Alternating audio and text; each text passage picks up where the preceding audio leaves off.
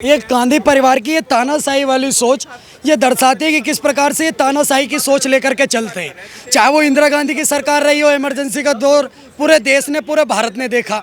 सोनिया गांधी की सरकार में आपने देखा कि प्रधानमंत्री मनमोहन सिंह थे, लेकिन आगे फ्रंट फुट पे कौन खेलता था? सोनिया गांधी खेलती थी। कांग्रेस पार्टी को नज़र बदलने की जरूरत नहीं, नज़रिया बदलने की जरूरत है। कांग्रेस पार्टी को अपने नेता को बदलने की जरूरत है। ये ट्विटर वाले नेता लेकर के पार्टी में घूमेंगे तो कोई फायदा होने वाला नहीं है। आप इस बात को लीडर बनना पड़ेगा। ट्विटर से काम नहीं चलता मैडम। ट्विटर पे आप डेली 10 ट्वीट करिए, उससे समाज से थोड़ी आप जुड़ जाएंगे। जा करके समाज में ग्राउंड पर उतर करके काम करना पड़ता है। राहुल गांधी सोने का चम्मच लेकर के पैदा हुए, आइटर लीटर में बांटने का काम करते हैं, तो कहाँ से जनता के साथ कनेक्ट ही नहीं करते। बिहार में चल रही राहुल गांधी जी की वोट अधिकार रैली, जिसको संबोधित करते हुए जनता के बीच आज राहुल गांधी जी ने धमकी तक दे दी चुनाव आयोग को। कह रहे हैं कि एक बार बिहार में और दिल्ली में हमारी सरकार बन जाने दो, सारे जो चुनाव आयोग के जितने भी सीनियर्स हैं उन सबको देख लेंगे। देखिए मेरी बात सुनिए, ये गांधी परिवार की ये तानाशाही वाली सोच ये दर्शाती है कि किस प्रकार से ये तानाशाही की सोच लेकर के चलते हैं। चाहे वो इंदिरा गांधी की सरकार रही हो, इमरजेंसी का दौर पूरे देश ने, पूरे भारत ने देखा। सोनिया गांधी की सरकार में आपने देखा कि प्रधानमंत्री मनमोहन सिंह थे, लेकिन आगे फ्रंट फुट पे कौन खेलता था? सोनिया गांधी खेलती थी।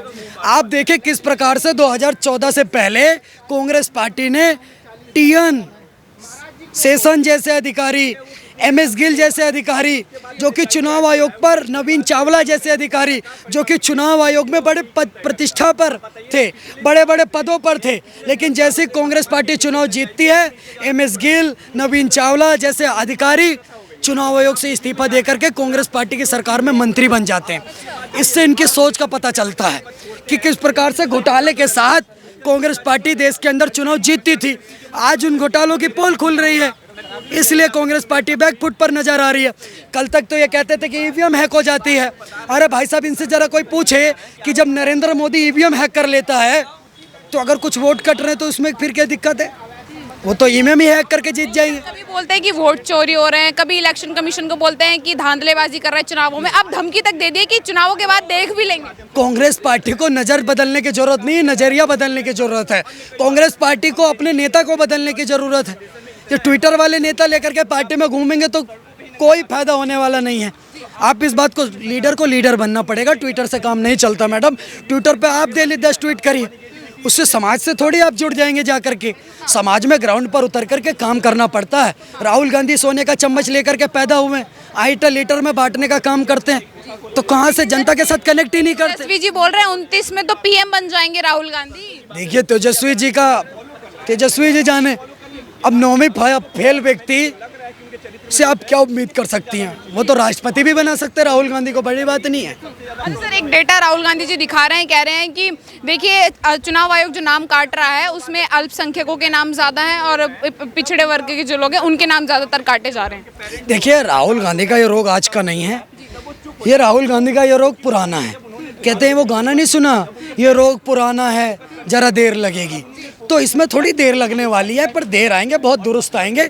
चुनाव अधिकारी, अगर चुनाव आयोग, भारतीय निर्वाचन आयोग सच्चाई से और निष्ठा के साथ काम कर रहा तो इनको दिक्कत हो रही है। मैंने उदाहरण के साथ बताया, देश की जनता समझदार है। नवीन चावला, एमएस गिल जैसे अधिकारी जो कि चुनाव आयोग में बड़े पद पर थे, उसके बाद कांग्रेस पार्टी को चुनाव जिताते हैं, धोखाधड़ी से इस्तीफा दे करके खेल मंत्री बनते हैं।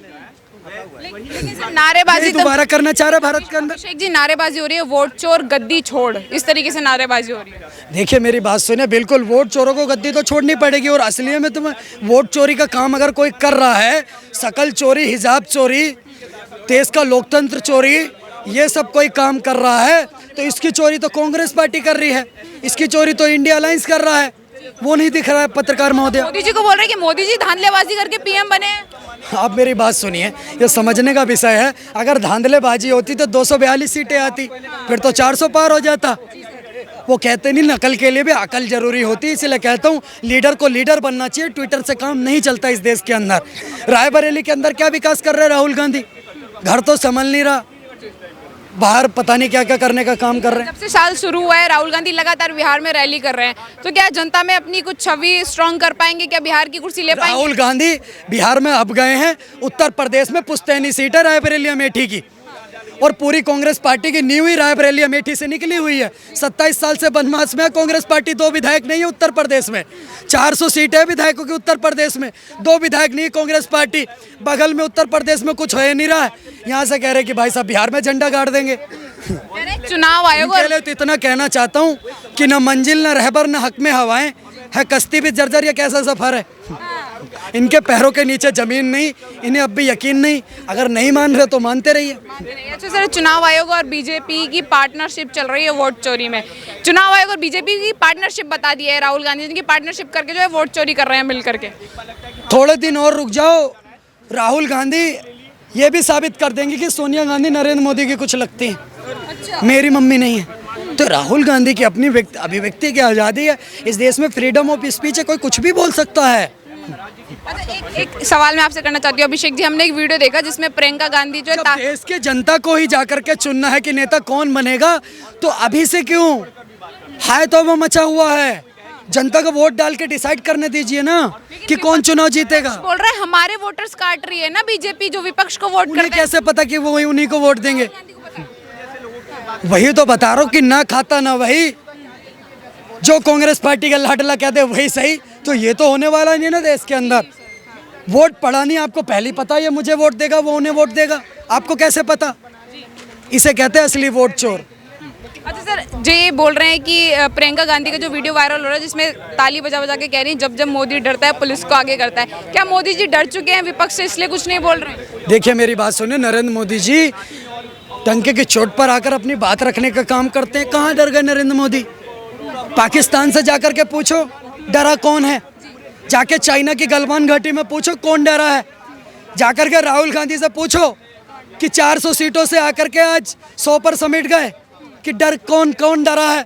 आज जाकर के जिन्होंने राज करा, भ्रष्टाचार करा, जिन्होंने खुद चारा चोरी करी, आज चारा चोर आकर के वोट चोरों की बात करेगा। चारा चोर का लड़का आज वोट चोरी की बात करेगा। अरे तुम्हारे ऊपर तो सिद्ध हो गया है, आप देश के सुप्रीम कोर्ट जाते हैं, सुप्रीम कोर्ट आपको फटकार लगाता है। पर अगर कोई चारा चोर का बच्चा आगे वोट चोरी की बात करता है तो फिर अच्छा नहीं लगता, और जो चोर होता है उसको सब चोर नजर आते हैं। धमकी पर क्या कहना चाहेंगे? जो धमकी दे रहे हैं, कह रहे हैं चुनाव आयोग के जो मुख्य है, चीफ है, उनको हम चुनावों के बाद देखेंगे। मैं देश की जनता से कहना चाहता हूँ, बिहार की जनता इस धमकी का जवाब वोट से देगी, बिल्कुल वोट से देगी। जनता हर बार इमरजेंसी का जवाब जनता ने वोट से दिया।